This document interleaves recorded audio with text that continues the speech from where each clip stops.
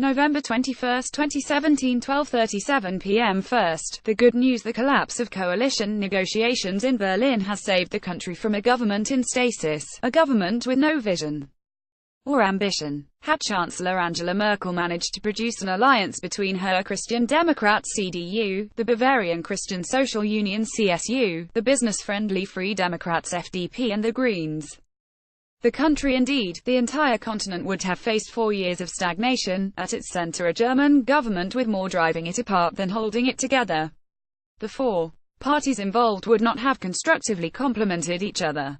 Rather, they would have constantly been in each other's way. Even if many German politicians have claimed the opposite during the past month of haggling, the will of the electorate was not that of slapping together a coalition of parties that didnt belong together.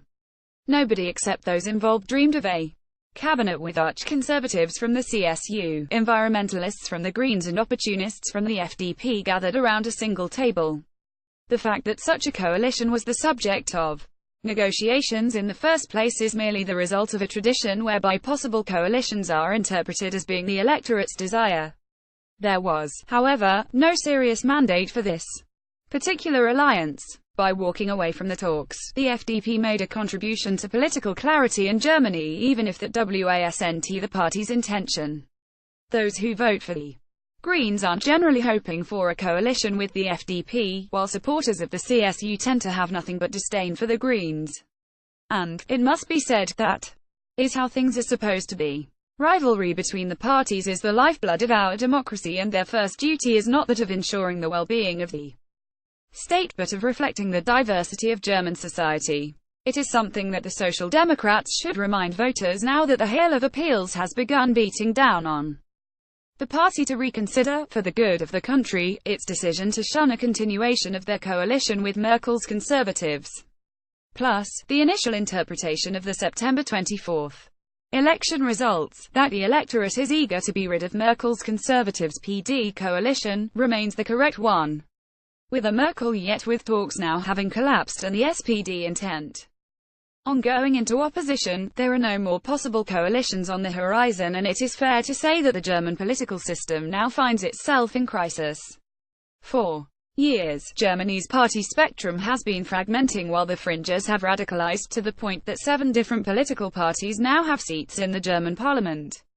In the face of such a constellation, the system is failing and is no longer producing the clear coalition options that German voters have become used to. Calling new elections would be akin to forcing voters into detention until they produce a result agreeable to the political apparatus. And were that to happen, it seems likely that the right-wing populist Alternative for Germany, AfD, would be one of the only parties to profit. The only other option would be a minority government. The experiment has occasionally been tried in German states without much damage being done, but never on the federal level. Meanwhile, the terrored argument that Europe's strongest economy can't afford a wobbly government isn't particularly convincing. The most important question, though, is what happens with Merkel herself. This could indeed mark the beginning of the end for her career as Chancellor. In recent days, it has become apparent that a significant amount of the power she once held has evaporated, beginning with the fact that, when the deadline she set for the end of coalition talks passed last Friday, there were no consequences whatsoever. On Sunday evening, it wasn't just the negotiations themselves that came to an end, but the entire Merkel method of governing.